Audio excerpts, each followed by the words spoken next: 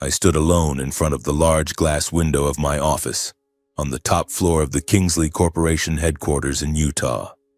Now, at 28 years old, I was the Regional Project Development Director, a position I once thought existed only in the most distant of dreams. The neon lights from the city below twinkled like lost stars. But what truly drew my gaze was the enormous Christmas tree in the square. It had just been lit up, thousands of sparkling bulbs shining like a dazzling reminder of the holiday season. My heart suddenly tightened, as though an invisible cord were squeezing it. Memories I had tried so hard to bury deep inside for years surged up uncontrollably, fierce and unstoppable. They dragged me back through time to that deadly Christmas when I was 20 years old, in the old house on the outskirts of Denver. I remember the feeling as clearly as if it were yesterday. Back then I was still Mark Miller, a name I hated with a burning passion but hadn't yet dared to discard. That suburban house was no luxurious villa. It was just an ordinary two-story home with a front yard full of patchy weeds and a wooden fence rotting away with age. Yet on that Christmas night, the living room was decorated so lavishly that it left me stunned. A towering Christmas tree reached the ceiling, adorned with glittering ornaments and strands of lights coiled around it like glowing serpents. The long dining table was set extravagantly, snow-white tablecloth, steaming platters of food, roast turkey, pudding, vegetable salad, and glasses of deep red wine gleaming under the light. The scent of cinnamon and fresh pine filled the air, mingling with Christmas music playing from the old radio in the corner. To any outsider, it would have looked like a warm family gathering overflowing with love. But to me, the atmosphere was suffocatingly cold, as though a thin layer of ice had encased my heart. Relatives filled both sides of the table, their laughter and chatter echoing loudly.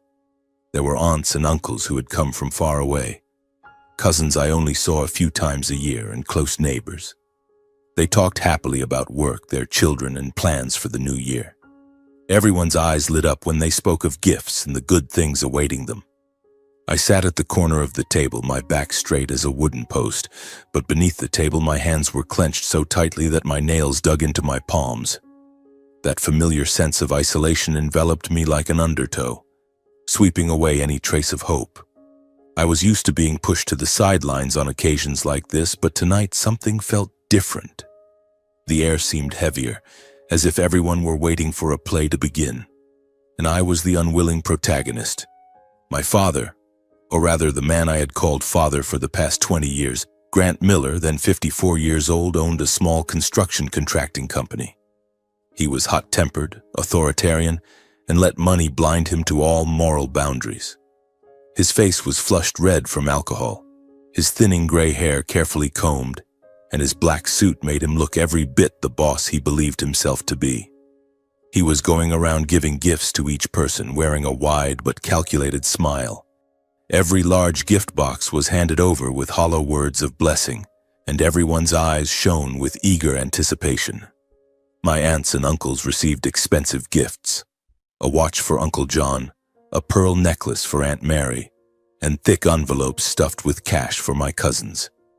Applause broke out each time a gift was opened, and the atmosphere grew even more lively. I sat there trying to keep my face calm, but inside me a storm was raging.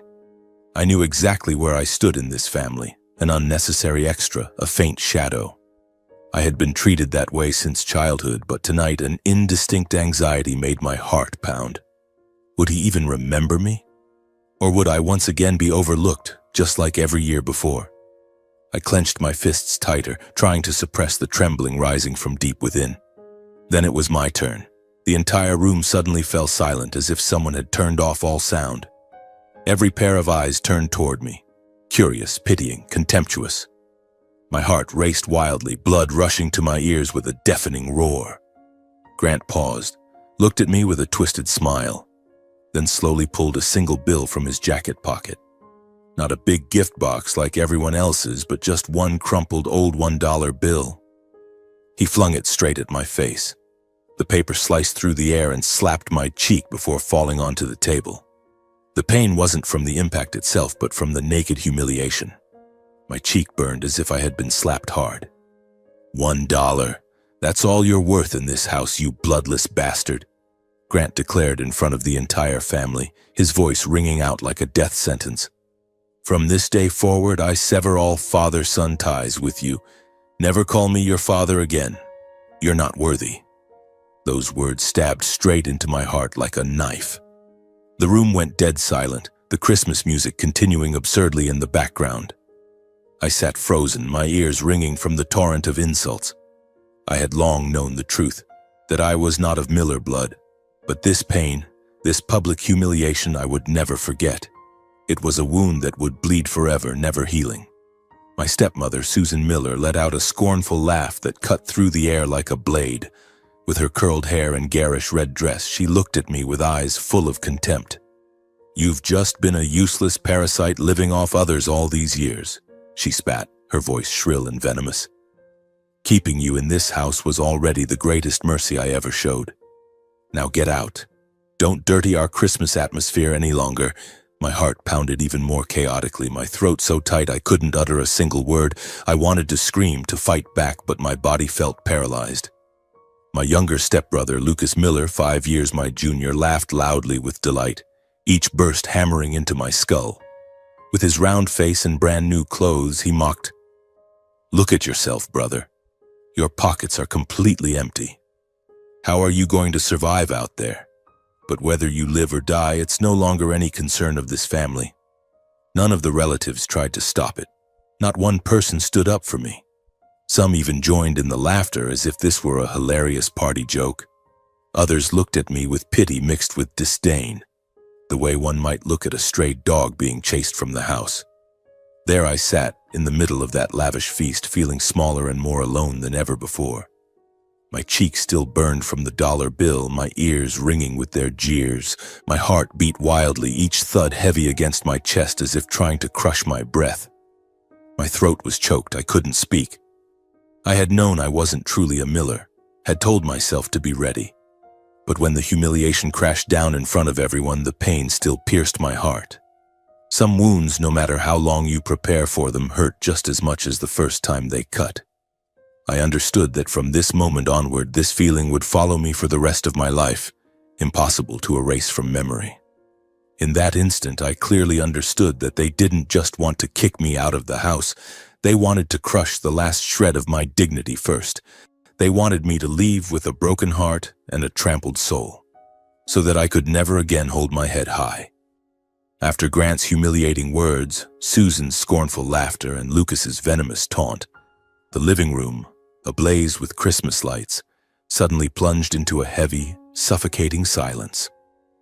The banquet table remained lavishly spread, the tree still glittered, and the relatives sat frozen around it, not a single soul speaking up in my defense. Amid that festive atmosphere, I stood utterly alone, fully aware that in this house I had no one. Yet in that moment, a strange power surged up from the deepest part of me. It wasn't blind rage. It was cold, crystalline clarity forged from years of silent endurance. I stopped trembling. On the contrary, my body felt steadier than it ever had. I lifted my head, looked Grant straight in the eye, and smiled. A calm, defiant smile. I spoke evenly without the slightest quiver in my voice. "Fine. From now on, I won't call you father either." The entire room fell dead silent. My smile struck him like a slap in return. Grant blinked, his alcohol-flushed face draining of color. Susan's laughter died in her throat, her mouth hanging open. Lucas stared at me as if I'd turned into a monster. The relatives began whispering, their eyes darting between Grant and me, waiting for the explosion. I rose slowly, deliberately, making the air even heavier. From my coat pocket, I pulled out a thick, yellowed envelope. I placed it on the table in front of Grant, right beside the crumpled $1 bill still lying there. My demeanor was calm but unyielding, a silent declaration of war. Grant stared at the envelope, momentarily stunned, then reached for it. His hand trembled slightly, though he tried to hide it. Inside was my real mother's letter. Rose, the mother who died when I was very young.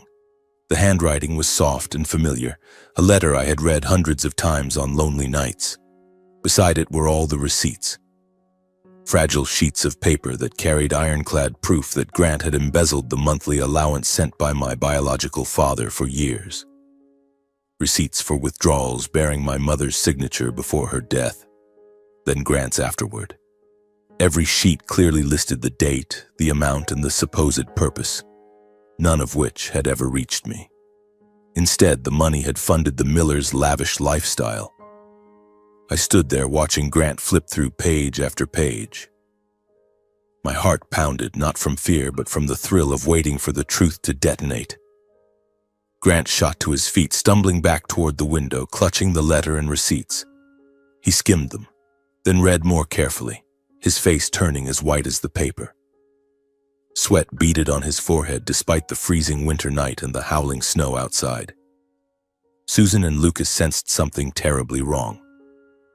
Susan stood up abruptly, her voice shrill. "Grant, what's going on? Why do you look like that?" Lucas glared at me in confusion, his earlier smug grin gone. Grant tried to stay composed, but his hands shook, the papers rustling loudly. What? What is this? How did you get these?" he stammered, voice hoarse. But I knew he understood perfectly. Everything was collapsing right in front of him. At that exact moment, a loud roar came from the front yard, engines growling, then cutting off.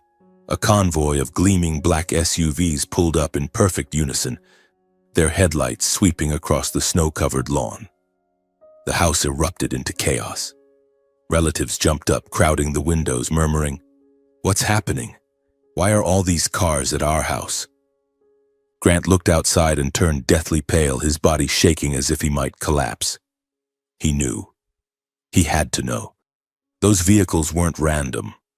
They were the mark of a far greater power, a storm he had tried to hide for years. 3 firm, authoritative knocks sounded at the door. The entire room froze in curiosity and fear. The air turned to ice. Only the absurd Christmas music kept playing from the radio. Every eye turned toward the entrance. I walked to the door, gripping the handle tightly, my heart hammering in my chest. This was the moment I had planned and waited for over the past 2 years. I opened the door. The first man to step inside carried such dignity and authority that the whole room held its breath. Tall, silver-haired yet sharp-featured, dressed in a perfectly tailored black suit. He paused gently in front of me, swept a cold, commanding gaze across the room, then placed a heavy hand on my shoulder. A hand that instantly filled me with strength I had never known. It was Robert Kingsley, my biological father, the billionaire head of the Kingsley Corporation, lord of a vast empire of tourism and resorts. Strength flowed from that hand through my entire body. I turned back to face Grant, my voice now ringing clear and unbroken. "Why did you steal the money my mother left for me? Why did you treat me cruelly for years? Beating me, starving me, treating me like a beggar. And today, why did you humiliate me in front of everyone like this?" My words cut through the silence like knives. The relatives' whispers grew louder, eyes shifting frantically. Grant's face turned purple with rage. He slammed the table and roared, "You're making this up. All lies to ruin my reputation. I raised you for years and now you dare slander me like this." Susan immediately jumped in, shrieking, "You ungrateful bastard! After everything I gave you. Food, a roof. This is how you repay us." Lucas bellowed in fury, his face crimson. "You're not worthy of the Miller name. Get out, you piece of trash." I stayed silent for a few seconds, letting their words hang in the air, then spoke with calm, razor-sharp finality. "From this day forward, I no longer carry the name Miller. I am a Kingsley, because I have found my real father, and he is the man standing behind me, billionaire Robert Kingsley." My words fell like a bomb. The room went dead silent, the air freezing for several breathless seconds. Grant trembled violently. The stack of receipts slipped from his limp hands and scattered across the floor with a dry rustle. Several relatives picked them up, skimmed them, then looked up in horror at Grant's family. The truth was laid bare in the middle of that Christmas feast, stripping away every ugly layer of pretense. Whispers turned to open murmurs, spreading like wildfire. So that's how it was, poor Mark. Grant and Susan tried desperately to explain, their voices cracking. No, it's not like that. It's a misunderstanding. But no one believed them anymore. The relatives' eyes were now filled with contempt and disappointment. Robert stood silently, yet his mere presence was an impenetrable wall that rendered every excuse meaningless. I no longer cared about their stares. I had seen the true face of the family that raised me for 20 years. The hypocrisy, the greed, the cruelty. I turned my back and walked out of that house in silence, side by side with Robert, stepping through the door without once looking back. That humiliating Christmas night officially ended, but for me it marked the beginning of a new chapter. The snowy wind whipped my face, yet I felt no cold. Walking beside my real father, for the first time in my life, I felt truly warm. On the drive, inside the gleaming black lead SUV, Robert sat beside me, his hand resting lightly on my shoulder like a silent encouragement. The snow-covered highway stretched out white and endless, the headlights cut through swirling flakes that danced like ghosts in the night. He broke the silence first, his voice deep, warm, and brimming with pride. My son, I am so incredibly proud of you. You've risen above unimaginable hardship to become the strong, resilient man you are today. Not many could have done that. His words made my heart tremble. In all those years, I had never once heard genuine praise like this. I turned to him and smiled softly. Thank you, Dad. Thank you for being there tonight, for giving me the strength. Without you, I don't know how I would have faced them. Robert nodded, his eyes glistening under the passing streetlights, as if he were holding back emotions that had been pent up for decades. As the car glided smoothly along the long road, my memories slipped even deeper past that cruel Christmas night and back into the distant days of my childhood. They rushed in like a flood, sweeping everything away, forcing me to lean my forehead against the cold window and stare into the pitch-black darkness outside. I was 6 years old, too young to fully grasp the meaning of life and death. My mother, Rose Miller, fell gravely ill. She had cancer, a monstrous disease I only understood as Mom is tired, so she has to stay in the hospital. I remember how the suburban house in Denver turned gloomy. The smell of disinfectant drifted from her room. She lay in bed, her face gaunt, her once shiny long hair almost completely gone. I often sat beside her bed holding her hand and asking, "Mom, when will you be better so we can play again?" She would give me a faint smile and stroke my hair. "Wait just a little longer, sweetheart. Mom will try to get better for you." But she never got better. She left us on an autumn morning when golden leaves covered the yard. I stood beside her coffin without crying because I didn't yet understand what death was. I only knew that from now on Mom wouldn't hold me when I slept. After her death, my father, Grant, began to change day by day. The man who used to laugh easily and ask about school and friends grew quiet, harsh, and withdrawn. He used to lift me onto his shoulders and roar with laughter when I told him stories from kindergarten. But after the funeral, he became a shadow. Meals turned suffocatingly silent. We sat across from each other at the small kitchen table, the only sound the clink of spoons against plates.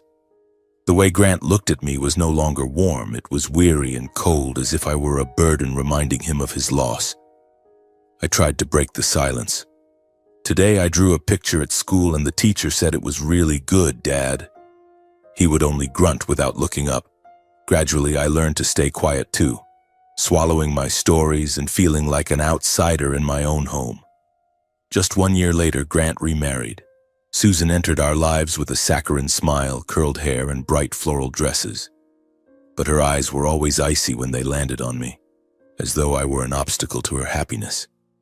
From the very first days, I knew I was unwelcome. Every move I made was scrutinized. If I spilled a glass of water, she would snap, "Why are you so clumsy? Don't dirty my house." Every mistake was magnified, as if I existed only to mess up. Grant slowly softened under Susan's sweet words and pampering. She would whisper in his ear, "Honey, that boy exhausts me. Why don't you discipline him more strictly?" and he began to see my presence as an annoyance. His hugs grew rare, replaced by glares. Then Lucas was born, and the last trace of my place in the family was officially erased. The new baby was cradled like a treasure, every eye turned to him. I remember the day Lucas was born. The house buzzed with excitement. Relatives came with congratulations and piles of gifts. I stood in the corner of the hospital room watching the red-faced infant in Susan's arms, feeling a strange, piercing loneliness. "This is our real son," Grant said proudly, completely forgetting I was there. From then on, Lucas grew up sheltered and spoiled. He got everything new. Clothes, toys, bicycles, the very best. If Lucas broke something, Grant just laughed it off. Meanwhile, as I grew older, I was given every chore in the house, sweeping dusty floors, washing filthy laundry, cooking daily meals. Lucas never had to lift a finger. I was constantly compared to Lucas in everything. No matter how well I did at school, topping math class or winning first prize in art contests, I never heard a word of praise. Good grades? So what? Anyone can do that, Susan would sneer. Even when I won medals in sports, track or soccer, no one in the family ever came to watch or congratulate me. I would come home clutching a medal, bursting with excitement. "Dad, look what I brought home. A gold medal from the soccer tournament." Grant would glance at it once and go back to his work. All my efforts were taken for granted or dismissed as worthless. Praise was always reserved for Lucas. I gradually learned to swallow every grievance in silence, to choke back tears. Some nights I lay in bed, tears streaming down my face, but I didn't dare cry out loud for fear of being scolded. I told myself over and over, "You have to be strong, Mark. One day you'll get out of here." Day by day, I came to realize I was no longer a son in that house. I was just a lodger, a servant, a shadow living quietly under the same roof as people who called themselves my family. At meals, I sat at the corner and ate leftovers. During holidays, I stood outside watching them celebrate. When I was sick, no one cared. That pain built up inside me like a time bomb, waiting for the day it would finally explode. When I turned 18, everything still seemed to follow the same monotonous, icy routine. It was a late autumn afternoon in Denver. Golden leaves drifted lazily along the path from school to home. I left class as usual, my heavy backpack slung over one shoulder, stuffed with textbooks and half-formed dreams. My birthday was nothing special. No cake, no gifts, no congratulations from anyone at home. I had long grown used to being forgotten, so I simply walked out of the school gate in silence, head bowed, already dreading another endless evening of chores and homework. The sky was overcast and gray, a cold wind whipping at my face, forcing me to pull the collar of my old jacket higher. I never imagined that this day would change everything, like a real bomb exploding in my life.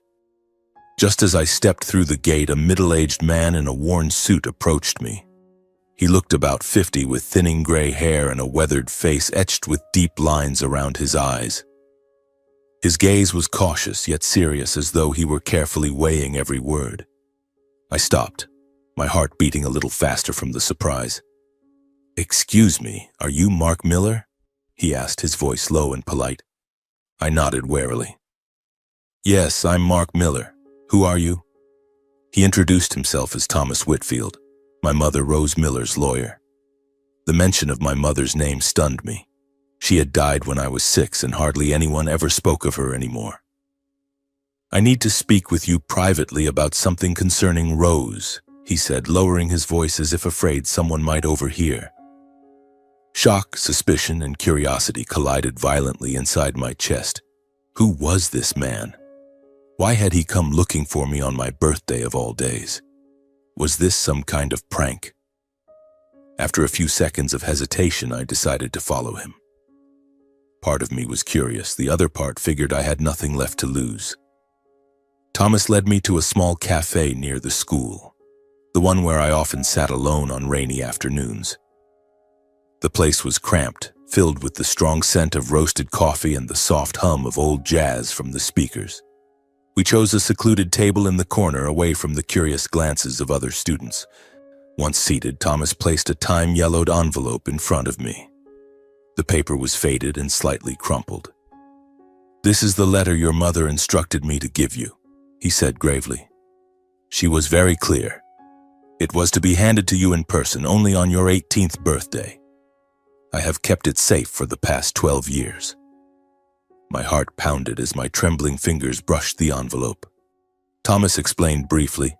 He had been my mother's personal attorney, helping her draft her will and handle certain private matters before she passed. "She trusted me, and now I am fulfilling my promise," he said.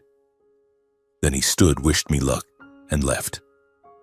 I sat there for a while, staring at the envelope as though it were a ticking bomb. I didn't open it right away. I was afraid, terrified that whatever truth lay inside would shatter the few remnants of the world I knew. When I finally left the cafe, I carried the envelope in my backpack, my mind a raging storm. The walk home felt longer than ever, each step heavier than the last. I kept the whole thing secret. No one in the family knew. Grant and Susan were busy with work. Lucas was out fooling around with friends. I had no intention of sharing it. I knew they would either mock me or fly into a rage. That night, there was no birthday wish, no sign that anyone remembered it was my day. Dinner was as cold and silent as always. Grant at the head of the table, Susan and Lucas chattering excitedly about weekend plans while I sat in the corner eating leftovers. Their lively conversation revolved only around themselves. Lucas passing an exam, Susan's shopping spree, Grant's new contract. I had grown so accustomed to being invisible that I simply finished my meal in silence and slipped away to my room, my only refuge, a tiny cramped space with an old bed and a cluttered desk. I locked the door, sat on the bed, heart racing. My hands shook as I pulled the envelope from my backpack. From the living room, their laughter still echoed, a cruel reminder of my isolation. I took a deep breath and tore it open. Inside was a letter in my mother's gentle handwriting, along with an old photograph of a young, unfamiliar man, sharp-featured with jet black hair and a confident smile. I began to read. Each line cut like a blade. In the letter, Rose confessed a truth that had been hidden my entire life. I was not Grant Miller's biological son, the man I had called father for over a decade. The words struck me like lightning. She explained. Years ago, she had been a maid for the Kingsley family, one of the wealthiest and most powerful dynasties in the tourism and resort industry. She worked at their main estate in Utah, surrounded by luxurious resorts. While employed there, Rose and the young heir, Robert Kingsley, fell in love in secret. She described him as ambitious and kind, but bound by family duty. They met in hidden moments, late afternoons by the lake on the estate grounds, whispering love between her working hours. But when she became pregnant with me, the Kingsley family discovered the affair. Robert's parents, powerful figures with a vast business empire, intervened immediately. Using money, threats, and lawyers, they severed everything. She was fired, all contact was forbidden, and she was banished from ever returning or reaching Robert.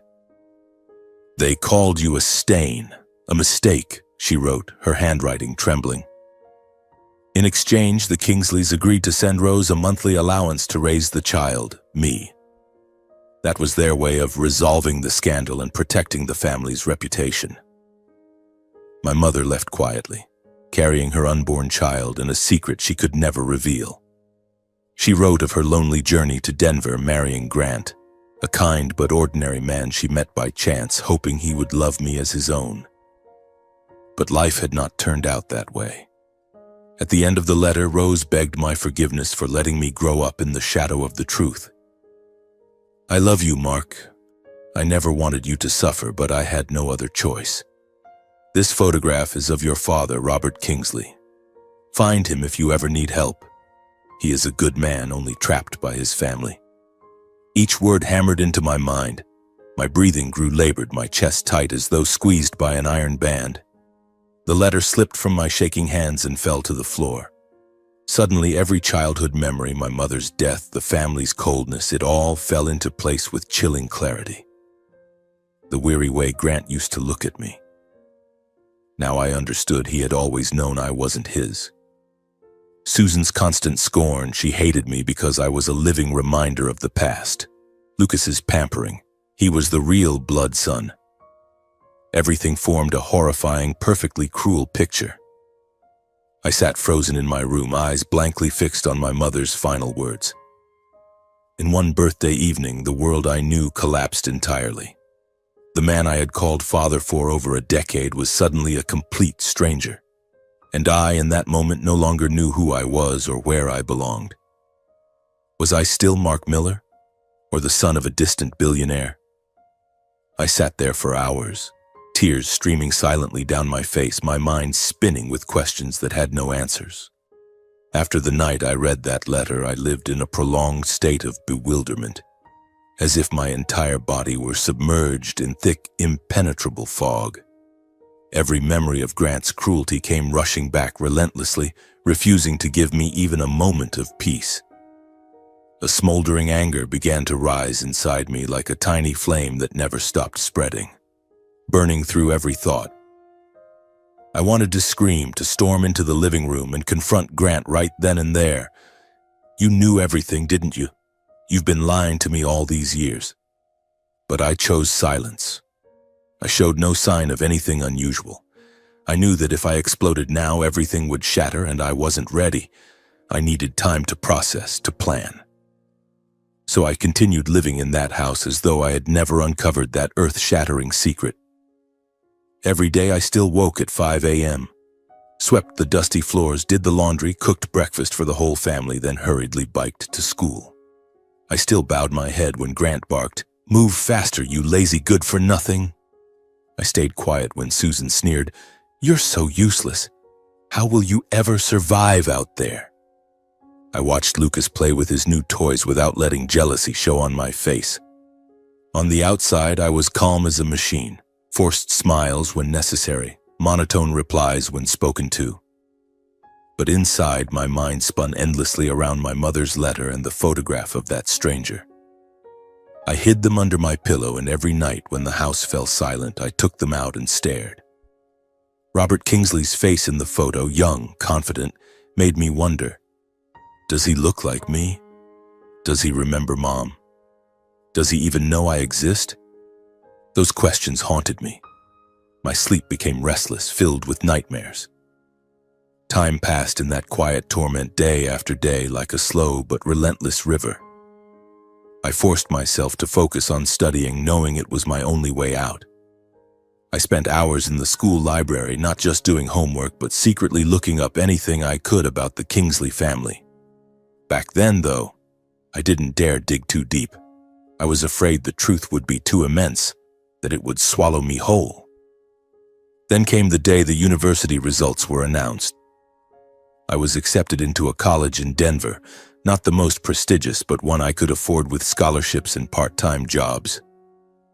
It was the reward for countless sleepless nights studying under a weak desk lamp. I came home clutching the acceptance letter, hoping for even a single word of praise. Grant only glanced at it. "So you got in? Good. Now take care of yourself." Susan smirked. "Don't think you're special. Once you're on your own, you'll see how tough it is." I swallowed the bitterness, but inside I was secretly overjoyed. This was my chance to leave. I asked permission to move out for the sake of my studies. Grant and Susan didn't try to stop me, they even looked relieved. They coldly declared that from now on I had to fend for myself completely. No more financial support, no help of any kind. "You're grown now. Handle your own life," Grant said without a trace of affection. Susan added, "And don't come crawling back for money." My departure was quiet. No send-off, no well wishes. One late summer morning, I packed my few belongings, a handful of old clothes, my books, and my mother's letter, into a cheap suitcase, then rode my bike away from that suburban house in Denver. No hugs, no goodbyes. I looked back at the house one last time. My heart tightened, but I felt no regret. That was where I had grown up, but it had never been my home. I moved into a tiny rented room near campus, cramped with moldy walls, a creaky iron bed, and a mini gas stove. I began a completely independent life, working part-time at a cafe to pay rent, buying the cheapest food, studying late into the night. For the first time, I tasted freedom. Freedom to breathe, to think, to act without being watched and judged. With that first taste of freedom, I finally decided to investigate what was written in the letter. No longer sneaking around, I spent hours in the university library and nearby internet cafes. Using the name Kingsley, I searched business records and news archives online. I typed, Kingsley family, Robert Kingsley, Kingsley Tourism Corporation. The results flooded in like a tidal wave.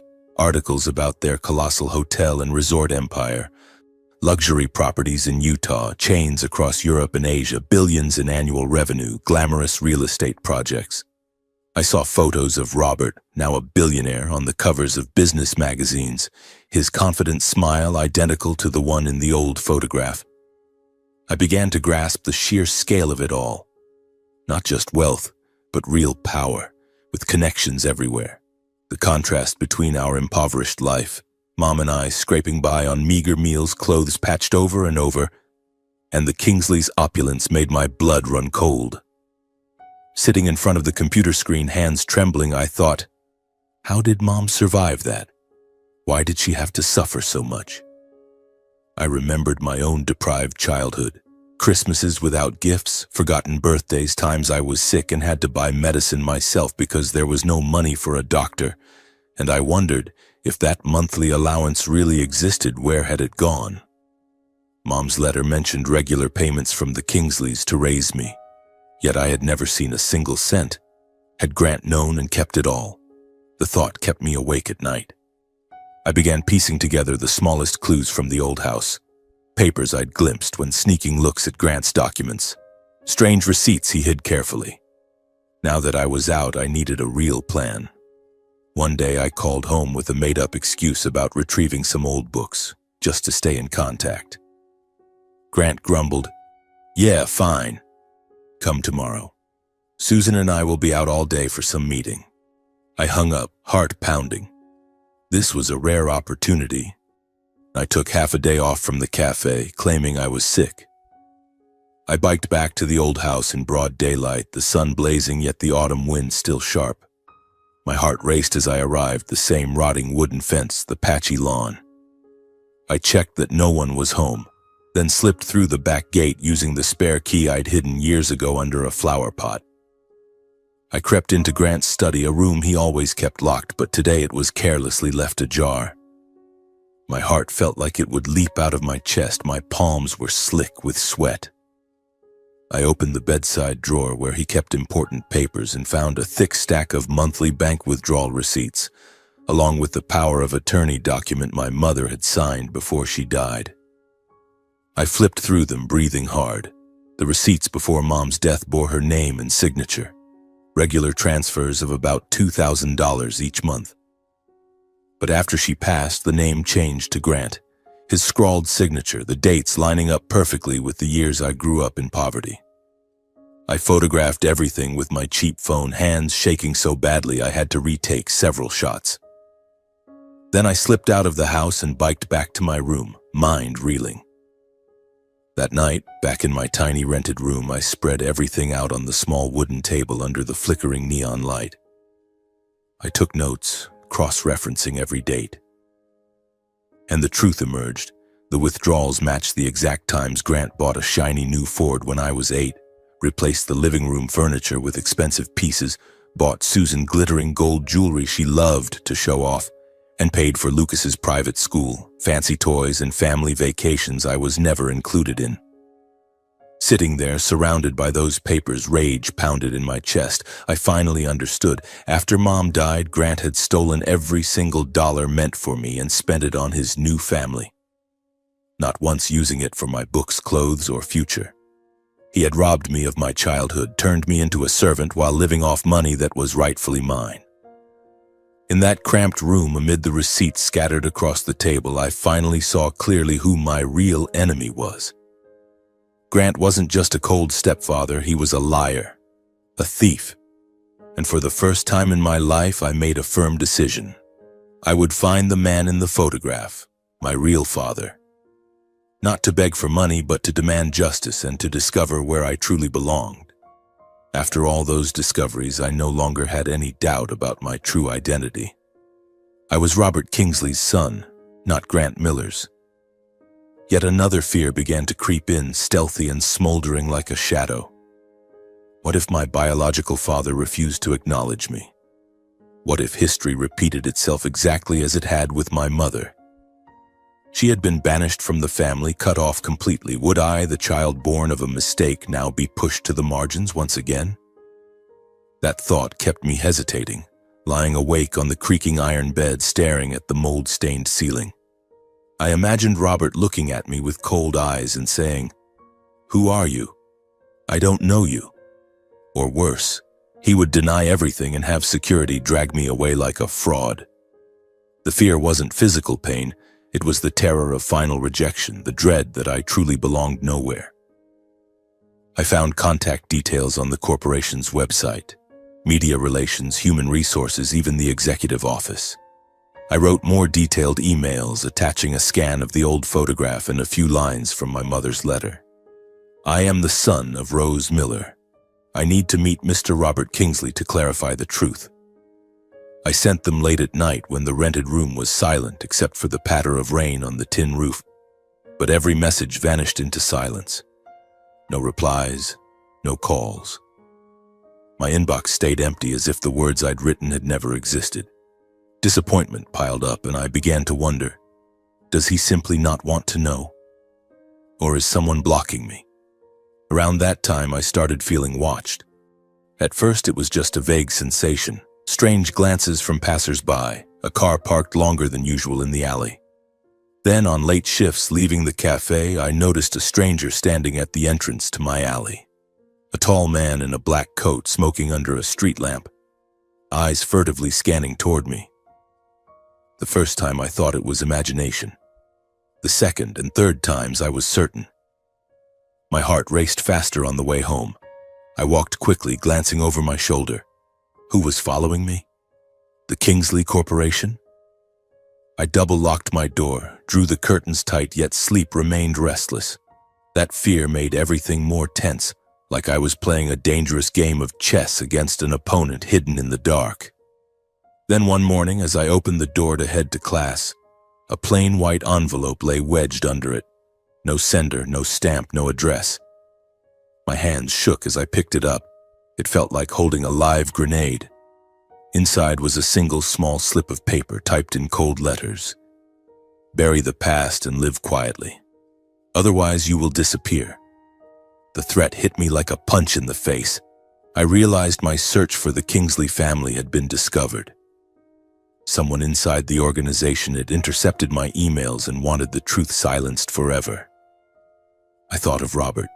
Did he know? Or was this the work of others in the family?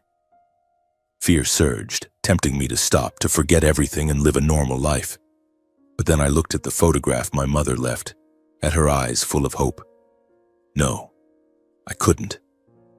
I also understood clearly, if I gave up now, I would spend the rest of my life as a shadow, without roots, without justice.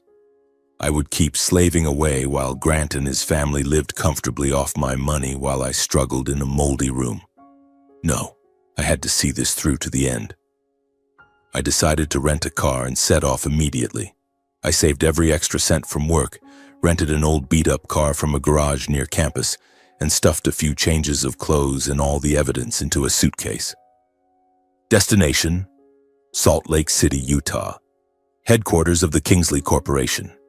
A journey of over 500 miles across desolate highways and towering mountains.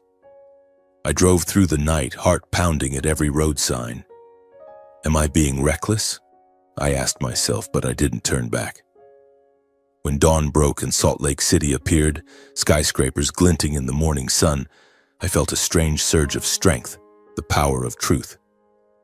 When I stepped into the corporation's headquarters, a towering modern glass tower in the city center, my heart pounded like war drums. The lobby was vast, polished marble floors, uniformed staff coming and going. I walked up to the reception desk, clutching the envelope of evidence, trying to keep my voice steady. I need to see Mr. Robert Kingsley. It's a very important personal matter. But before I could explain further, security stopped me. Two large men in black suits stepped forward. "Sorry, sir, you don't have an appointment. Please leave." I tried again. "I'm his son. I have proof." They just shook their heads and placed hands on my shoulders. At that moment, a middle-aged woman emerged from the elevator, followed by a young man. She was tall, platinum blonde hair in a severe bun, wearing an expensive suit. Catherine Kingsley, Robert's wife. Beside her was Finley Kingsley, their legitimate son. His face resembled Robert's but was filled with arrogance. Catherine's eyes turned ice cold the instant she saw me, as if I were something filthy dragged in from the street. She approached and immediately unleashed a torrent of insults about my mother's origins, her shrill voice echoing through the lobby. "Who are you? The son of that maid Rose Miller. That old affair is a stain on this family." I stood frozen, blood rushing to my face. She publicly humiliated me, declaring I was nothing but the shameful result of a mistake and had no right to set foot here. "You think you deserve to meet him? A penniless nobody from Denver dreaming of a better life?" Finley laughed scornfully, mocking me as an imposter, a poor wretch chasing delusions of grandeur. He sneered that even if I knelt here all day, I would never be part of the Kingsley family. Their venom poured down on me in the middle of the crowded lobby. Staff paused to stare, visitors whispered. Catherine shrieked, "Get out, you bastard! This is no place for you." Then she coldly ordered security to drag me out like a troublemaker. They grabbed my arms and shoved me toward the doors. Before I was thrown out, they openly threatened, "If you show up again, you won't just disappear legally, you'll disappear for good." Those words cut like knives, chilling me to the bone. I was pushed backward under the indifferent gazes of staff and guests. In that moment, I understood. Catherine and Finley were the ones behind all the surveillance and threats, trying to silence me forever. They had known about me from the emails and wanted me erased, just as they had erased my mother. Just as the heavy glass doors were about to close in my face, a deep, commanding voice rang out from inside the lobby. "Stop! Let him go!" Those footsteps made every security guard freeze. Their hands dropped from my arms. Catherine and Finley both turned deathly pale in unison. The man who appeared was Robert Kingsley. Tall, silver-haired, sharp-featured, exactly like the photograph. He walked forward, his eyes sweeping over me, and time seemed to stand still. My heart pounded wildly. This was my father, and he was right here. I stood frozen as the man appeared in the lobby. Every line on his face matched almost perfectly the person in the photograph my mother had left behind. The only difference was the commanding icy aura he carried, like a king stepping out of a palace of glass. I had stared at that picture hundreds of times in my cramped rented room under the flickering neon light, wondering what kind of man he was. Now he stood right in front of me, real enough to touch. The air in the lobby suddenly grew heavy, as though everyone were holding their breath, waiting for an explosion. Staff paused mid-task. Visitors froze in place, and Catherine stammered, "Robert, what are you doing?" But he didn't even glance at her. His eyes were fixed solely on me. In that instant, I knew without a doubt that this was my real father. There was no longer any room for uncertainty. The resemblance wasn't just physical. It was in the way he stood, solid and immovable like a mountain. I called out his name, my voice trembling yet resolute, echoing through the vast lobby. "Mr. Robert Kingsley. I am the son of Rose Miller." The moment her name left my lips, Robert froze. His gaze locked onto mine. His expression darkened as if a long-buried memory had suddenly been ripped to the surface. The atmosphere in the lobby became suffocatingly tense. Robert immediately signaled for all the security guards to stand down. His voice was short and absolute. "Let him go." Everyone stepped back. The guards hesitated for a second, then obeyed, retreating like shadows. He walked slowly toward me, eyes never leaving my face, studying every detail. Each footstep rang out on the marble floor, making my heart pound harder. He stopped just a few paces away and asked in a low, deliberate voice, "What did you just say? Son of Rose Miller?" I nodded, hands shaking as I held out the envelope containing the letter and Rose's photograph. This is my mother's letter. It has your picture inside." He took it. His fingers trembled slightly, just a small gesture, but it told me he was not made of stone. The instant Robert's eyes fell on the photograph and the familiar handwriting, his face changed completely. The stern, commanding mask softened. The hand holding the letter shook. His breathing slowed for several agonizing seconds. I watched him skim it, then read more carefully, his eyes misting with an emotion I had never expected to see in a man of such power. The entire lobby fell deathly silent, as if everyone were witnessing a tragic play. Catherine pushed forward, voice shrill. "Robert, don't believe that forged letter. He's a con artist." Finley shouted, "Dad, call the police. He's only here to extort money." But Robert cut them off coldly. "Take him to my office, now." Catherine and Finley immediately protested louder, insisting I was insane, a fraud. "He's making it all up. Some broke kid from nowhere dreaming of stealing our fortune." Catherine shrieked, her face flushed with rage. Finley cursed. "Dad, don't let him fool you. He's not your son." They kept demanding security. "Throw me out at once." Catherine pointed accusingly at my face. Finley tried to grab Robert's arm, but Robert didn't turn around, didn't answer them. He simply repeated his order, voice like ice. That absolute dismissal left Catherine and Finley stunned, speechless, mouths agape, eyes wide with shock and fear. They stood there like statues while the guards escorted me with Robert toward the private elevator. The elevator rose to the top floor in total silence. I could hear my own heartbeat. Robert stood beside me without speaking, but I felt the tension radiating from him. His shoulders were rigid, his breathing deeper. The doors opened onto a vast office. Floor-to-ceiling windows overlooking all of Salt Lake City. A gleaming wooden desk, luxurious leather chairs. He motioned for the guards to leave, then closed the door. The moment we were alone, the cold mask on Robert's face collapsed entirely. He strode straight to me and wrapped me in a fierce embrace. His breath hitched, his whole body trembled with emotion that had been suppressed for nearly 20 years. The hug was tight enough to crush the air from my lungs, yet it carried a warmth I had never known. Joy, regret, and pain all mingled in it. I felt it in the way he held me, as if terrified I might vanish.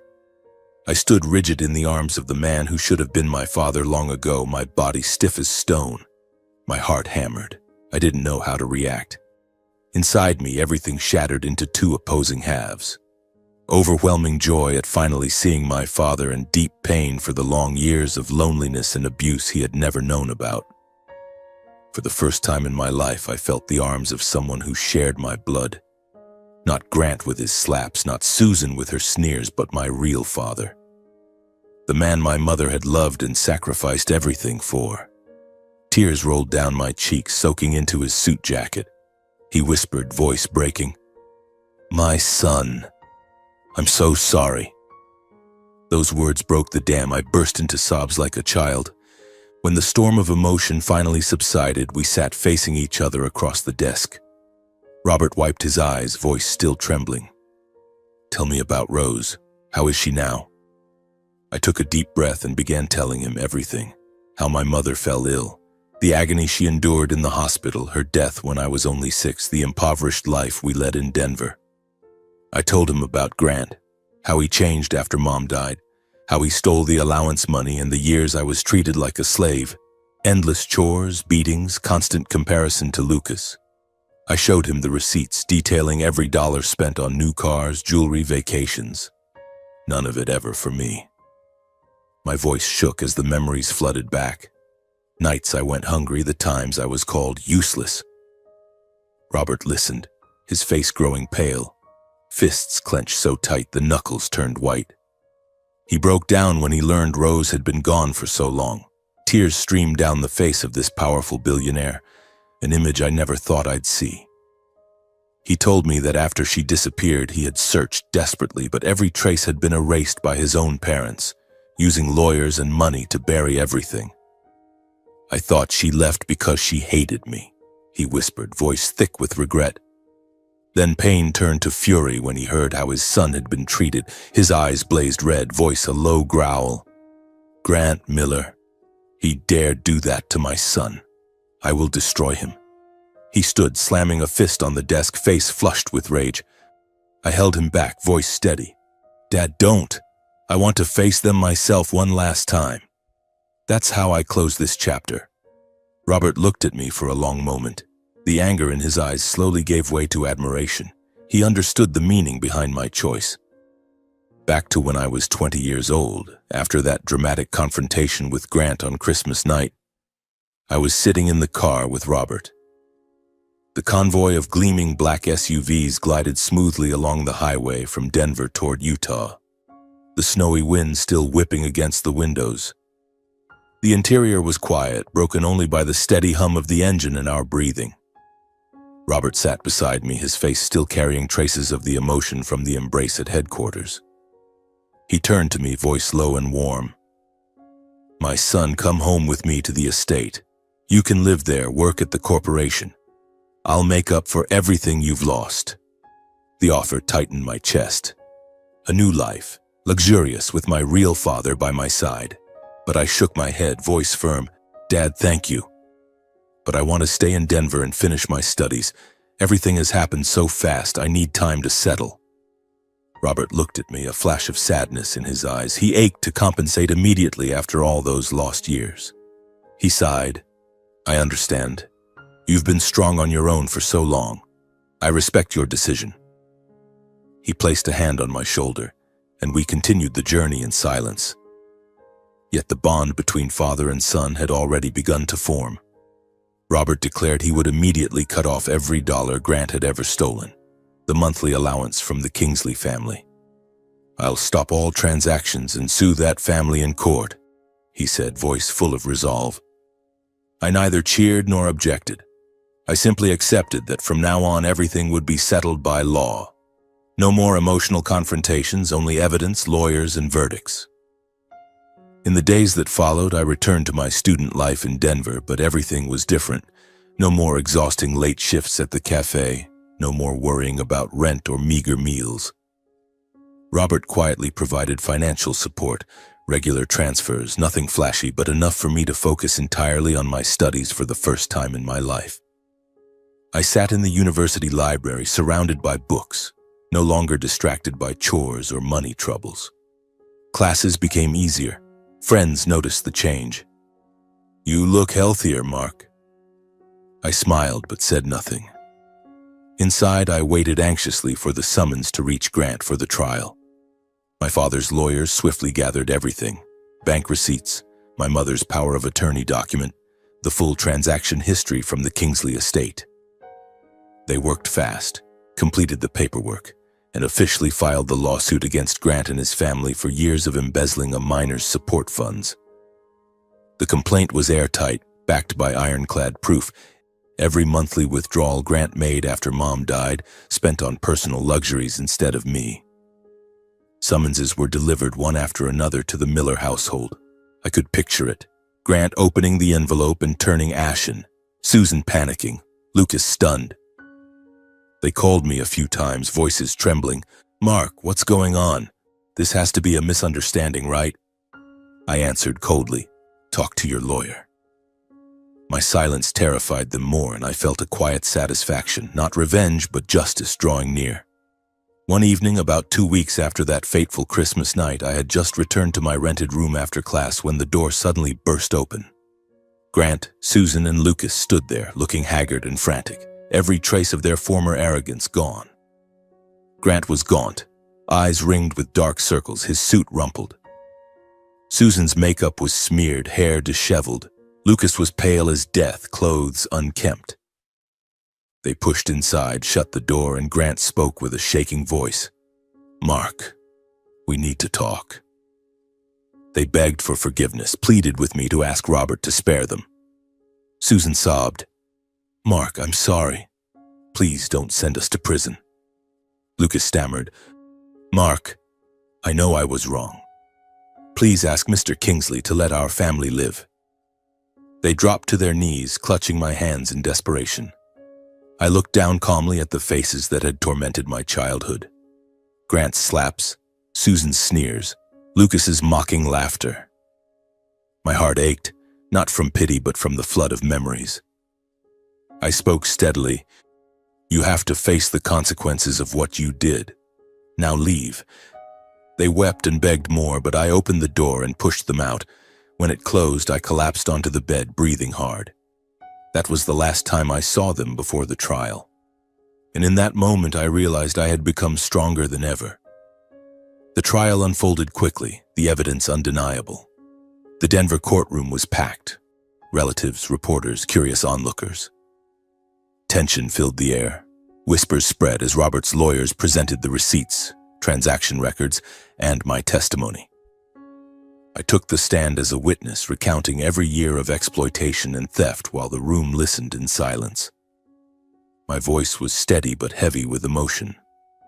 I was made to do all the housework since I was a child, beaten, starved. The money meant for me was spent on them while I had to fend for myself. People listened. Some wiped away tears. Grant stared at me with belated remorse, but I didn't meet his eyes. Every act of embezzlement was laid bare in public. How Grant withdrew the funds after my mother died, spent them on new cars, jewelry, vacations, while I lived in deprivation. Grant sat in the defendant's chair, head bowed, trying to deny it, but his lawyer had no solid defense. The Miller family received the punishment they deserved. The court found Grant Miller guilty of embezzlement of entrusted property and long-term financial abuse of a minor. 12 years in prison, ordered to repay the entire stolen amount plus interest and all assets acquired with illicit funds, including the house, seized. He collapsed in his seat, hands covering his face as the sentence was read. Susan Miller was convicted as an accomplice for concealing the crime and profiting unlawfully. 5 years suspended sentence with probation, ordered to surrender all personal assets derived from the stolen money, the gold jewelry, luxury furniture. She wailed, begging the judge, "I didn't know anything." But the evidence proved she knew and benefited. Lucas Miller was found to have knowingly profited illegally. He was old enough to understand. 3 years suspended sentence, barred from handling finances for 5 years, and ordered to perform community service. He sat frozen, face white, arrogance completely gone. All bank accounts linked to the family were frozen on the spot. Ownership of assets was transferred to compensate me according to the ruling. The judge struck the gavel.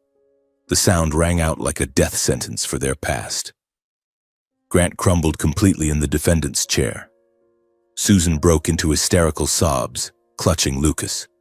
He sat numb before the irreversible truth. When the trial ended, I walked out of the courthouse alone without looking back, officially closing the final chapter of my life as a Miller. The Denver sun blazed brightly, a cool breeze blew, and I felt truly free. I called Robert. "It's over, Dad. Everything is really over." He replied, "From today, you live for yourself. I'm so proud of you." I smiled faintly. A painful chapter had closed and a new journey had truly begun. 3 years have passed since that fateful Christmas night when I was 20. Time flowed like a calm yet turbulent river, carrying me from Denver to Utah, from a struggling student to a man gradually finding his rightful place. I completed my university degree with Robert's quiet support, regular bank transfers, never ostentatious, just enough so I could focus entirely on my studies without worrying about hunger or rent. On graduation day, I stood on stage accepting my diploma under the blazing summer sun, while friends cheered loudly.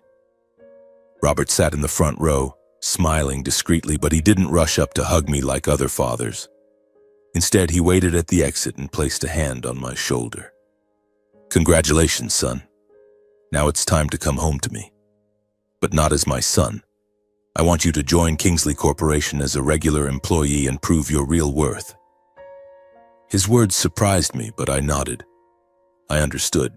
He wanted me to walk on my own feet, not lean on blood ties or pity. That was his way of raising me, and I accepted the challenge. Right after graduation, I moved to Utah and settled into a modest apartment near headquarters instead of the family's lavish estate. Even with an honors degree in hand, the brutal environment at Kingsley Corporation quickly showed me the vast gulf between textbook theory and real-world business. High-pressure projects, relentless pace, meetings from dawn to dusk, deadlines days apart, and standards so strict that a single mistake could collapse an entire plan. I started as a regular project development officer with a standard entry-level salary and no privileges. The first few months nearly broke me. Sleepless nights analyzing data, running around meeting partners, and facing my first failures. One resort project fell behind schedule because of my miscalculated costs, and my boss tore into me. My heart pounded every time I walked into a meeting. My hands shook when presenting ideas. Catherine, Robert's wife, the platinum blonde, ice-eyed vice chairman, second only to him in power, never hid her contempt. She deliberately gave me near-impossible tasks. Analyze a new market in 48 hours, draft an expansion plan with incomplete data, or throw me into board presentations with no warning. In meetings, she would dismiss my proposals with cold, cutting remarks laced with digs at my origins. Interesting idea, but perhaps it only works for someone lacking real-world experience, probably still adjusting to this scale. Her words sliced like knives, colleagues whispered, and I swallowed my anger to stay silent. Finley, Robert's legitimate son, a few years younger than me and arrogant as a prince, undermined me behind the scenes. As head of marketing, with slicked back hair and a fake smile, he pounced on my smallest mistakes to spread slander, whispering that I was just the bastard they picked up, or circulating internal emails exaggerating my errors. Once he brazenly stole credit for a California resort chain expansion strategy I had slaved over for 3 weeks, poring over every page of data, dissecting every figure until I was exhausted. Yet in the meeting, he stood up and calmly declared, "This plan was my proposal." I sat there stunned, blood rushing to my face, but I chose silence, not a single word of protest. Still, I gritted my teeth and endured everything, never raising my voice, never arguing publicly. I simply observed, learned, and improved myself. While others rested on weekends, I buried myself in the corporate library, devouring documents on project management, finance, and operations. Step by step, I revised plans, won back partners, and countered every scheme with results they could not deny. Project after project, my ability became undeniable. First came small wins, an analysis report that cut operating costs 10% at the Utah resort, earning a nod from my boss. Then bigger ones. My market expansion proposal secured a major partner, boosting quarterly revenue by 20%. Numbers don't lie. Colleagues began seeking my opinion. From being isolated, eating lunch alone, sitting in the corner of the office, I gradually earned the trust of senior management and my direct teams. An older colleague patted my shoulder. "You're doing great, Mark. Don't let Catherine's words get to you." Robert watched silently from a distance, never intervening directly, but I knew he was proud of his son's daily growth. Late-night calls. "I heard about your project. Keep going." When the time was right, after 2 years of proving myself through a string of successful projects, Robert decided to hold an official family introduction, bringing me fully into the light. The gathering of the entire Kingsley clan took place at the main estate, a sprawling mansion with a grand marble hall, glittering crystal chandeliers, and long tables set lavishly. Dozens of relatives assembled, aunts, uncles, cousins, all impeccably dressed, whispering as I entered. I walked in composed and calm in a tailored black suit, hair neatly styled, yet still met with scrutinizing eyes and murmurs about my origins. "That's the illegitimate one. He looks decent, but does he really belong here?" When Robert stood and declared before the entire family, "Today I present Mark, my biological son, with Rose Miller. He will join the line of succession and share responsibilities with Finley." The hall fell silent, then erupted in whispers. Catherine shot to her feet in protest, voice shrill. Robert, you've lost your mind. This boy is an outsider. Bringing him in will destroy the family order. He has no right to inheritance. Born to a maid, now dreaming of taking everything. Finley also rose, openly mocking, face flushed with rage. Dad, don't be fooled. Mark just showed up to steal credit and power. He got lucky on a few projects, that's all. I'm the only legitimate son. Their words cut deep. The clan whispered louder, eyes fixed on me with suspicion. I stood there, heart racing, but said nothing, waiting for Robert. Amid the chaos, Robert's voice thundered coldly. Mark is my lawful heir. Anyone who refuses to accept this decision will be immediately removed from the family and stripped of every cent of inheritance. His words struck like lightning. The hall froze in stunned silence. No one dared oppose him openly again. Catherine collapsed back into her chair, face ashen. Finley went mute, fists clenched. I stood there, cold sweat running down my spine, but strength surged inside me. The introduction ended in heavy silence, yet I knew the real battle had only just begun. Afterward, the jealous faction led by Catherine and Finley secretly conspired to sabotage me behind contracts, projects, and closed-door meetings. They manipulated data in my reports, spread rumors that I climbed by riding my father's name, or deliberately handed me doomed projects so I would take the fall. Once critical information on a major international deal was leaked, and Finley whispered to leadership that I had been careless. I discovered the trap through a hidden email, heart pounding as I read it. But I didn't react impulsively or accuse anyone. Instead, I dismantled each trap step by step, neutralizing every plot with competence and composure. Double-checking data, winning partners back with solid evidence, and presenting clearly in meetings. A project nearly ruined by cost overruns I turned around by renegotiating with suppliers, saving millions. From initial suspicion, family members gradually began to look at me differently, no longer seeing only my origins but my real ability and grit. An elder uncle patted my shoulder. You've done well, Mark.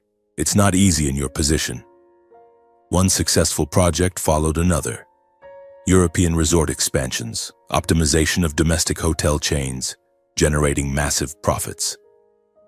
I carved out my own place in the corporation and within the Kingsley family the hardest way possible, by rising on my own, without leaning on Robert, without tricks, only through sweat and intellect. Over those years, I stayed up night after night analyzing data, rushing to meet partners and learning from every small failure. From a newcomer viewed with suspicion, I rose to become Regional Project Development Director, leading my own team and earning praise from senior management. Colleagues began seeking me out. Mark, what do you think of this plan? I smiled and answered thoughtfully, but inside I remained wary. I knew Catherine and Finley had never truly accepted me. They had retreated into the shadows, but they hadn't disappeared. And just when I was finally standing firm in the corporation, they launched their final counterattack, like a venomous snake that had been waiting for the perfect moment to strike. It was a massive project, a luxury resort development in Hawaii worth hundreds of millions of dollars, involving international partners and an extremely tight deadline. After my previous successes, I was put in full charge. At first, everything went smoothly.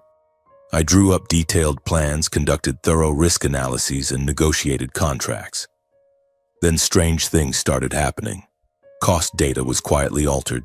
Figures suddenly ballooned, causing delays. Partners called, furious. Why have costs skyrocketed like this?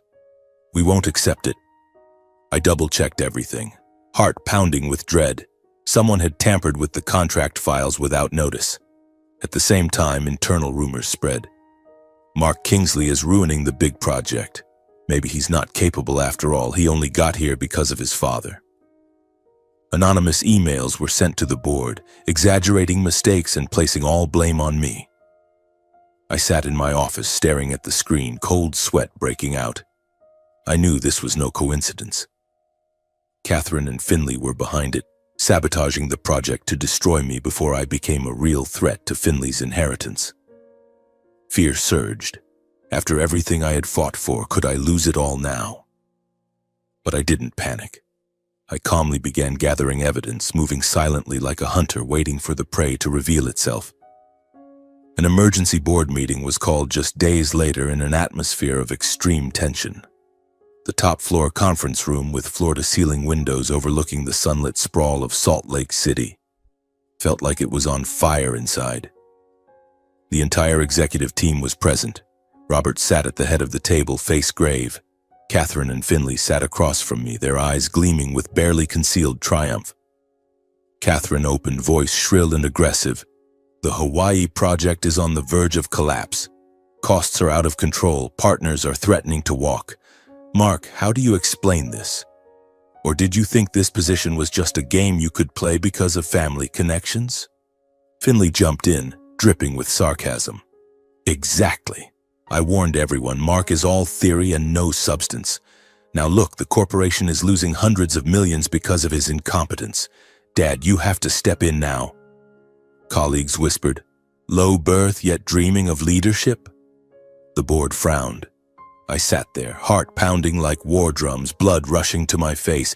This was the climax. If I didn't turn the tide, 3 years of effort would crumble. I didn't make long excuses, didn't shout or cry. Instead, I stood calmly, voice steady and sharp. "I have proof that someone deliberately sabotaged the contract."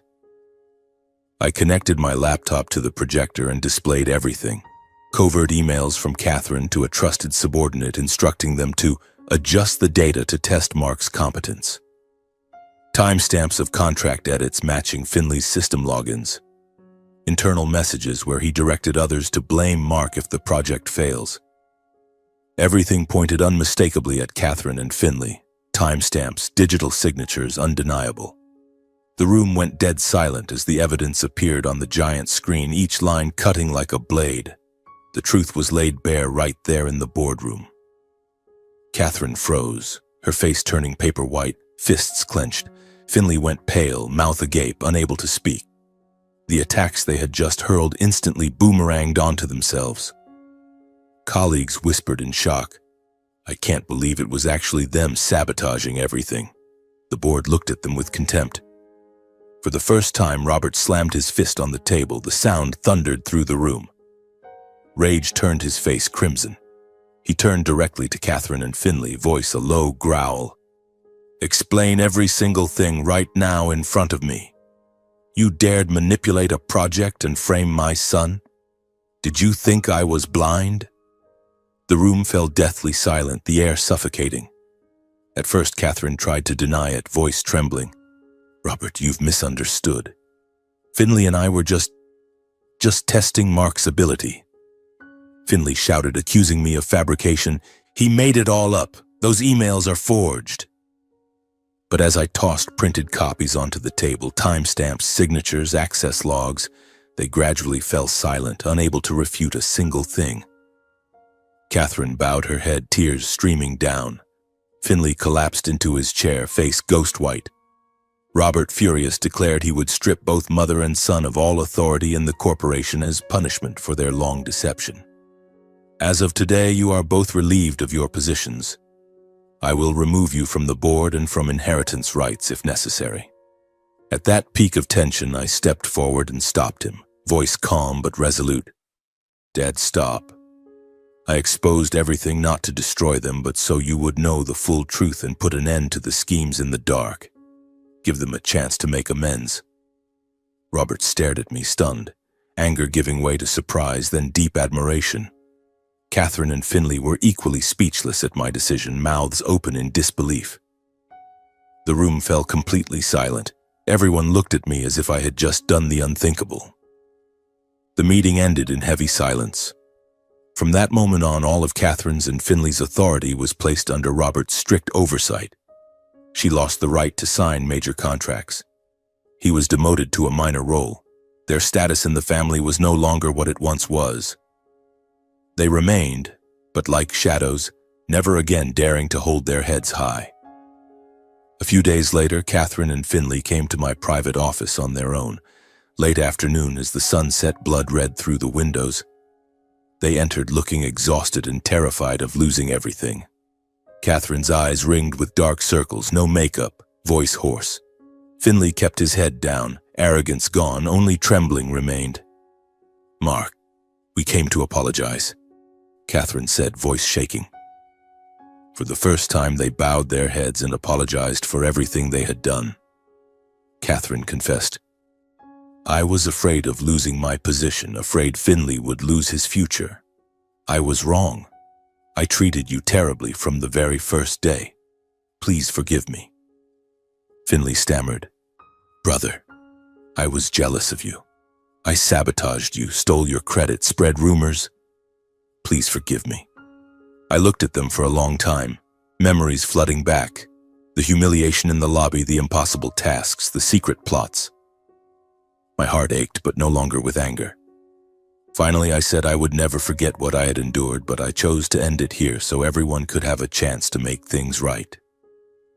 I forgive you, not because you deserve it, but because I no longer want to live with hatred. Fix your mistakes and never repeat them. Catherine broke down sobbing, tears rolling down her cheeks, voice choked. "Thank you. You are far more generous than I ever imagined." Finley stood frozen, eyes red, whispering, "From now on, I'll call you brother, and I mean it with all my heart." For the first time, they realized they hadn't lost to power but to conscience, defeated by a forgiveness they themselves had never possessed. They left looking lighter, and from that day forward, everything changed. After that, Catherine and Finley withdrew from all underhanded fighting. She began sincerely supporting my projects. He started learning from me instead of sabotaging me. The corporation grew calmer, and I continued my path, not through hatred, but through the choice to forgive once the truth had been reclaimed. In the years that followed, I grew step by step within the corporation through my own abilities. Every project I led delivered clear results, from expanding the resort chain across Asia, where I successfully negotiated with local partners to cut construction costs by 20%, to optimizing the domestic hotel management system, pushing quarterly revenue to record highs. Robert gradually entrusted me with greater responsibilities, no longer supporting me quietly from behind, but openly placing absolute trust in his son. He would call me into his private office and hand me thick stacks of documents. "My son, this project is yours. I know you'll do it well." Those words warmed my heart, not because of the power, but because they were recognition from the father I had once only dreamed of. Catherine and Finley truly turned over a new leaf. The rivalry and jealousy were gone. They used their experience and resources to help me run the corporation, seeing it as their way of atoning for past mistakes. Catherine, who once coldly dismissed my ideas, now sent supportive emails. "Mark, regarding the Hawaii plan, I have some old contacts who can help. Call me if you need anything." She even joined my meetings, offering sharp advice drawn from decades of experience. Finley changed most dramatically. The former saboteur began coming to my office to ask, "Brother, I don't understand this analysis. Can you explain it to me?" At first I was wary, suspecting another trick, but gradually I saw his sincerity.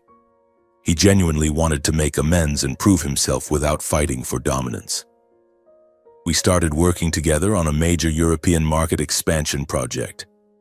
For the first time, in front of the entire board, he openly declared, "The core concept was Mark's idea." I froze for a second, still guarded, unsure whether it was true goodwill or another trap. But over time, the suspicion melted away, and our joint sessions became real collaboration. The Kingsley family, once torn by scheming and division, began to heal because of these changes. The journey, from that Christmas night at age 20 when I was thrown a crumpled $1 bill, a moment of humiliation that still lingers like a scar. The confrontation with my stepfather, Grant, in front of the relatives' banquet table. The fateful meeting with my real father, Robert, in the headquarters lobby. The long months of struggle within the family against Catherine and Finley. All of it now closes in a long, winding recollection. Yet today, at 28, as Regional Project Development Director of the Kingsley Corporation, I realize those memories no longer stab my heart. They have become milestones of a road already traveled. They are lessons about the power of resilience, the value of justice, and the human capacity for change. I no longer feel anger when I think of Grant or Catherine. Instead, I am grateful, because they forged me into the man I am now. I gently push the old memories aside, tidy the papers on my desk, project reports, newly signed contracts, and a small family photo Robert gave me, and leave the office earlier than usual to go home for Christmas with my family. I drive toward the Kingsley estate on the outskirts of the city. The familiar road is lined with pure white snow. Cold wind lashes the windows, yet warmth fills my chest. I think of Christmases past, sitting alone in the corner of the Miller table watching them laugh while my heart ached, and compare them to now. The difference makes me smile to myself, hands tightening on the steering wheel. When I arrive, the entire Kingsley family is already waiting. The mansion glows with light and laughter. The vast estate, its gardens blanketed in snow, holds a towering Christmas tree that touches the ceiling in the grand living room. The long banquet table is elegantly set, fragrant roast turkey pudding, glasses of deep red wine gleaming under the chandeliers. The scent of cinnamon and fresh pine fills the air, mingling with cheerful Christmas music. Robert stands at the door like a true father welcoming his son home. He opens his arms and hugs me tightly, voice warm and low. "You're home. I've been waiting for you." Catherine smiles from a distance and nods. "Merry Christmas, Mark." Finley claps me on the shoulder. "Brother, let's open presents together this year." Relatives gather around, voices lively. Aunts and uncles asking about my latest projects. Cousins raising glasses in toast. No more suspicious glances, only genuine warmth. In that moment, I suddenly realize I am no longer the child standing on the sidelines of a banquet table. I truly have a family to come home to. This is not where I was born, but it is where I am acknowledged, protected, and loved unconditionally. Looking at everyone gathered around the Christmas table, I quietly reflect on my entire life's journey. From the boy abandoned after his mother's death, to the 18-year-old searching for truth in confusion, to the 20-year-old on Christmas night having a dollar bill thrown in his face. Then the months of confrontation, struggle, and the trial that exposed the past. All those memories flood back, no longer painful, only serene. I realize I have changed, from a resigned child into a man who stands tall, through my own inner strength, through forgiveness, and through the belated love of a father. I understand that the past cannot be erased, but we can choose how to move forward. Hatred once gave me the power to rise from the ashes of the Miller house, to face Grant and demand justice. But forgiveness is what finally set me free. Free to love, to build, to live without the ghosts of the past haunting me. I watch Catherine laughing with the grandchildren, Finley helping Robert pour wine, and I think, if I had not forgiven, we would all still be trapped in an endless cycle of resentment. I realize that true family is not where you are born, neither the fake blood ties of the Millers nor the initial power struggles of the Kingsleys, but where you are accepted, protected, and welcomed home. That place can be a grand mansion or a cramped rented room as long as there are people who truly care. That Christmas was the first in my life that felt complete. No contemptuous stares, no cold banquet table, no humiliating dollar bill from years ago. Only warm lights, peaceful laughter, and arms genuinely open to welcome me home. After all the loss and struggle, I had finally stepped out of the darkness and into the light of a real family. We gathered around the tree, opening gifts. Robert gave me a watch engraved with my name, Catherine a business book, Finley tickets to a game, and laughed late into the night. I stepped out onto the balcony watching the snow fall gently and thought of my mother. "Mom, I've found the home that was truly meant for me, the place where they open their arms and accept me." My story ends there, as a reminder. Never let your origins decide your destiny. I rose from an outcast to a leader. Never let hatred guide your entire life. Forgiveness set me free. And never ever give up on yourself, no matter how many times the world turns its back. Because one day you will find your own light.